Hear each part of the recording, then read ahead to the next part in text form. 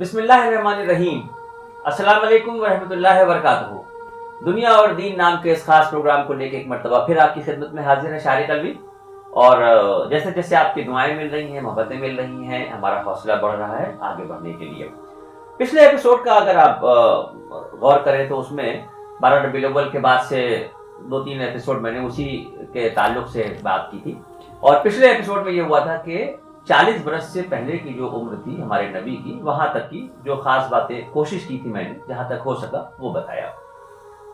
40 برس کی جب عمر ہوئی تو یہاں سے اب بات تھوڑا سا بدلتی ہے۔ وضاحت کر دوں اس بات کی کہ ہمارے آقا سرور کونین سرکار دو عالم صلی اللہ علیہ وسلم نے اس دنیا میں دنیاوی اعتبار سے 63 سال کا عرصہ گزارا، یعنی آپ صلی اللہ علیہ وسلم دنیا میں تشریف لائے اور اس کے بعد مکے میں آپ کی پیدائش ہوئی، اور پیدائش کے بعد سے 40 برس تک کا جو عرصہ تھا وہ مکہ شریف میں اس طرح سے گزارا کہ اللہ رب العزت کی طرف سے کسی وحی کا نزول اس وقت نہیں ہوا تھا، اور نہ ہی آپ نے اس طریقے کی کوئی بات وہاں کے لوگوں کے سامنے کی تھی۔ ایک نیک انسان، ایک شریف انسان، ایک با اخلاق انسان، اچھا سلوک کرنے والے، اچھی طول رکھنے والے، اچھے قول والے، تو اس طرح کے الگ الگ معاملات سے لوگ آپ کی عزت کرتے تھے، آپ سے محبت کرتے تھے، اور آپ کو الصادق الامین کا خطاب دیا مکے والوں نے۔ 40 برس کی جب آپ صلی اللہ علیہ وسلم کی عمر ہوتی ہے تو اللہ رب العزت کے حکم سے جبرائیل علیہ السلام کے ذریعے جو پیغام بھیجا جاتا ہے، آپ صلی اللہ علیہ وسلم پہ قرآن پاک کی وحی کا نزول ہوتا ہے۔ بہت ضروری سمجھتا ہوں میں اس بات کو، اس کی بات کی وضاحت کرنا۔ ایک سوچ ہمارے دل و دماغ میں یہ بیٹھی ہوئی ہے کہ جہاں پر بھی ذکر آیا کہ ہم مسلمان ہیں، یا کسی کے لیے بھی ہوا کہ بھئی یہ مسلمان ہے، یہ بہت ضروری ہے۔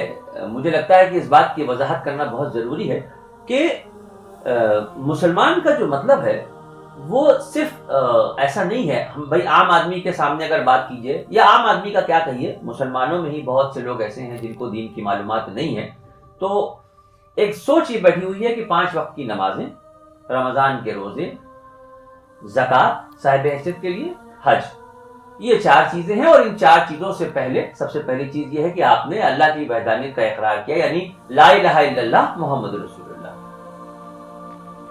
سوچئے، غور کیجئے، مطلب میرے کہنے کی بات نہیں ہے، کتاب کے اوراق الٹ کے دیکھیں۔ آپ صلی اللہ علیہ وسلم پہ قرآن پاک کی پہلی وحی کا نزول ہوا، اس کے بعد 2.5 برس کا عرصہ گزرا، پھر دوسری وحی کا نزول ہوا، اس طرح سے قرآن دنیا میں آنا لگا، اور جبرائیل السلام جیسا جیسا ضرورت پڑتی تھی قرآن پاک کی وحی لے کے آتے تھے۔ لیکن سب سے زیادہ غور فکر والی جو بات ہے وہ بات یہ ہے کہ 40 برس کی عمر میں نبوت کے اعلان کے وقت کوئی فرض نہیں تھا، نماز نہیں تھی، روزہ نہیں تھا، زکوٰۃ نہیں تھا، حج نہیں تھا۔ ہمارے جیسے جاہل آدمی کے دل میں یہ سوچ پیدا ہوتی ہے کہ میں یہ سمجھ رہا تھا، کیونکہ جہالت بھری بات ہے یہ، میں یہ سمجھ رہا تھا کہ بھئی جس دن نبوت کا اعلان ہوا اسی دن یہ بھی اعلان ہو جاتا کہ بھئی تمہیں 5 وقت کی نمازیں پڑھنی ہیں، اور زکوٰۃ دینی ہے، روزہ رکھنا ہے، اور حج کرنا ہے، لیکن ایسا نہیں ہوا۔ ابھی میرے کسی بھائی نے لائن لکھی تھی کہ بھائی آدمی اور انسان میں کیا فرق ہے، یہ تو دونوں ایک ہی چیز ہیں۔ تو مجھے لگا کہ اس بات کی وضاحت بہت ضروری ہے کہ آدمی اور انسان کا فرق ہے۔ آدمی تو میں یہ سمجھتا ہوں کہ آدمی وہ ہے جو اپنے ہاتھ سے روٹی کا نوالا اٹھا کے کھا لیتا ہے، آدمی وہ ہے جو اپنے زیب و تن کے لیے بہترین کپڑے، یا اپنی رہائش کے لیے بہترین مکان، بہترین گاڑی، اور ایک اچھی زندگی، اور یہ بھی کر لیں اور وہ بھی کر لیں اور وہ بھی کر لیں۔ لیکن انسان اس وقت دیکھنے کو ملتا ہے جب انسانیت اپنے ہاتھ سے نوالا توڑ کے کسی دوسرے کے منہ میں انسانیت اس وقت دیکھنے کو ملتی ہے کہ جب کوئی رشتہ، کوئی ناتا نہ ہوتے ہوئے بھی کسی یتیم کے سر پہ ہاتھ رکھ کے شفقت بھرے لہجے سے، محبت سے اس سے بات کر کے اس کے ساتھ کوئی اچھا سلوک کر دیا جائے۔ انسانیت اس وقت دیکھنے کو ملتی ہے، انسان اس وقت سامنے آتا ہے جب وہ مذہب و ملت کی پرواہ کیے بغیر، چھوٹے بڑے کا لحاظ کیے بغیر، امیر غریب کا لحاظ کیے بغیر اپنے پڑوسی کے دکھ درد میں شریک ہوتا ہے۔ اس سے مطلب نہیں ہے کہ پڑوسی کون ہے، پڑوسی کا مطلب کہ پڑوسی 40 گھروں کے لیے کہا گیا ہے، آس پاس کے لیے تو بہت دور کی بات ہو گئی۔ ہم تھوڑا ہی بہت سے شروعات کرنا چاہیں تو کر کے دیکھیں. بھائی سب سے پہلے قرآن پاک کی شروعات ہوئی. نماز، روزہ، حج، زکات، اس کے آگے بتاؤں گا کہ کیسے کیسے کب کب کیا آیا. آپ دیکھیں نا قرآن پاک کی یہ صورت دیکھیں. مطلب میں قرآن پاک چونکہ عربی میں ہے تو ارایت الذی یکذب بالدین فذلک الذی یدعو الیتیم، یہ پورا ابھی لکھ کے آ رہا ہے، آپ دیکھیے. اور اس کے بعد اس کے معنی سنیے. اعوذ باللہ من الشیطان الرجیم بسم اللہ الرحمن الرحیم ارأیت الذی یکذب بالدین فذلك الذي يدع اليتيم ولا يحض على طعام المسكين فويل للمصلين الذين هم عن صلاتهم ساهون الذين هم يراءون ويمنعون الماعون. کیا تم نے اس شخص کو دیکھا جو روز جزا کو جھٹلاتا ہے؟ یہ وہی بدبخت ہے جو یتیم کو دھکے دیتا ہے اور نادار کو کھانا کھلانے کے لیے لوگوں کو ترغیب نہیں دیتا. تو ایسے نمازیوں کی خرابی ہے جو اپنی نماز کی طرف سے غافل رہتے ہیں، جو ریاکاری کرتے ہیں اور جو برتنے کی چیزیں مانگنے پر نہیں دیتے. باقاعدہ طور پہ یہ بات کہی جاتی ہے، باقاعدہ طور پہ یہ بات کہی جاتی ہے کہ تمہاری نمازیں، تمہاری عبادتیں یہ ایک طرف ہیں، لیکن تمہیں سب سے پہلے جو حقوق العباد کے لیے کہا گیا ہے، یعنی انسان کو انسان سے محبت کرنا، انسان کو انسان سے ہمدردی کا رشتہ رکھنا، ہمدردی کا جذبہ رکھنا. یہ ضروری نہیں ہے کہ آپ کا کوئی سگا ہمدرد ہو تو اس کے ساتھ آپ اچھا سلوک کریں. دیکھیے بہت سی چیزیں ایسی ہوتی ہیں کہ اگر آدمی کا اخلاق اچھا ہے تو بہت سے کام ایسے ہیں جو بہت آسانی سے ہو جاتے ہیں. کون سی بات کہاں کیسے کہی جاتی ہے، یہ سلیقہ ہو تو ہر بات سنی جاتی ہے. آپ اپنے لہجے میں اگر نرمی رکھیں گے، یعنی آپ کو کیوں کہوں، میں اپنے لیے کہہ رہا ہوں کہ اگر ہم اپنے لہجے میں نرمی رکھیں، اگر ہم محبت کی نگاہ سے دیکھیں. میں تو کہتا ہوں کہ میں تو دعا میں کہتا ہوں، میں اس بات کے لیے کہتا ہوں کہ پروردگار مسکراتا ہوا چہرہ، میٹھی زبان، نرم اور رحم کرنے والا دل، مدد کے لیے اٹھنے والے ہاتھ، اچھا اخلاق، خوشگوار خوشحال عزت کی زندگی ہے میرے مولا. یہ بہت بڑی نعمتیں ہیں، بہت بڑی نعمتیں ہیں. اس کا اندازہ کیجئے، اگر آدمی کا اخلاق اچھا ہے، اگر اس کی انداز گفتگو اچھی ہے، اگر وہ دوسروں کے ساتھ مسکراتے ہوئے لہجے سے ملاقات کر رہا ہے، گفتگو کر رہا ہے، تو اس سماج میں اس کی ایک اچھی پہچان ہوتی ہے.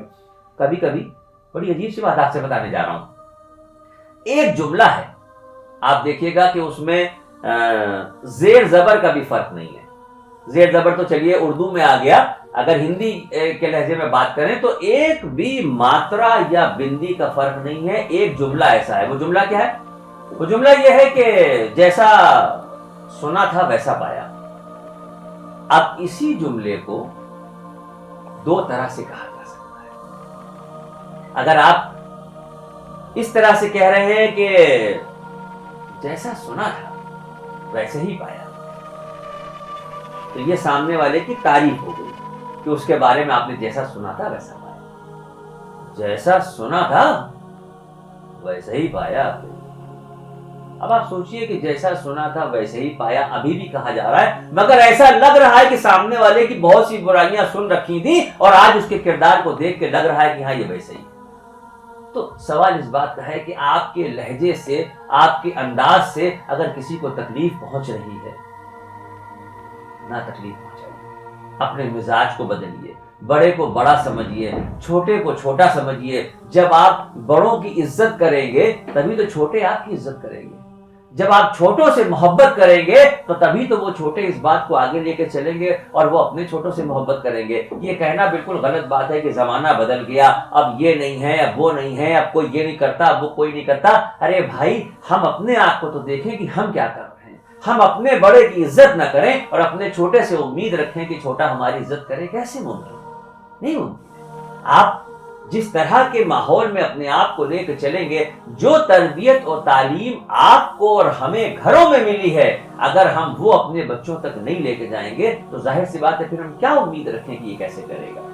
بہرحال مختصر سی گفتگو کرنے کی کوشش کی تھی، اور کوشش اس بات کی ہوگی کہ چونکہ آج میں نے آپ کو یہ بات بتائی اپنے نبی کریم سرکار صلی اللہ علیہ وسلم کے لیے کہ 40 برس کی عمر میں نبوت کا اعلان ہوا، اب یہ بات یہاں سے جو آگے بڑھتی ہے تو 40 برس سے 23 برس کا عرصہ نبوت کے اعلان کے بعد کا اس دنیا میں آپ صلی اللہ علیہ وسلم نے گزارا، جس میں نبوت کا اعلان 40 برس میں کرنے کے بعد 53 برس تک یعنی 13 سال ایسے تھے جو مکہ شریف میں گزرے، اور پھر 13 سال کے بعد اللہ رب العزت کے حکم سے یہ سفر ہجرت کے سفر میں بدلتا ہے اور مدینہ منورہ آپ تشریف لے جاتے ہیں، اور 53 برس سے 63 برس تک مدینہ منورہ میں قیام ہوتا ہے۔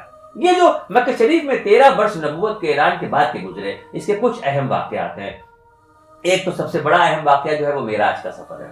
معراج کا سفر بہت ضروری ہے، مجھے لگتا ہے کہ ہر مسلمان کو معلوم ہونا چاہیے کہ معراج کا سفر کیا تھا، معراج کا سفر کیسے ہوا۔ بہت سی باریکیاں اس میں ہیں، میں ظاہر سی بات ہے کہ وہ ایک الگ ایپیسوڈ ہی پورا اس کے لیے کرنا چاہتا ہوں۔ تو معراج کا سفر ہوگا، اور اس کے بعد مکے میں اور بہت سے واقعات ایسے گزرے، آپ صلی اللہ علیہ وسلم نے کون کون سی تکلیفیں پریشانیوں کا سامنا کیا، کیسے کیسے لوگوں کے وہاں پر دل بدل رہے تھے، کیسے کیسے لوگ آپ کے چہرے مبارک کو دیکھ کے، آپ کے صبر کو دیکھ کے، آپ کے ضبط کو دیکھ کے اپنے آپ کو بدل رہے تھے۔ یہ تفصیلی گفتگو انشاءاللہ اگلے ایپیسوڈ میں کریں گے۔ تب تک کے لیے ہمیں اجازت دیں، آپ کی محبتوں کا شکر گزار ہوں، آپ کی دعاؤں کا طلبگار ہوں۔ السلام علیکم۔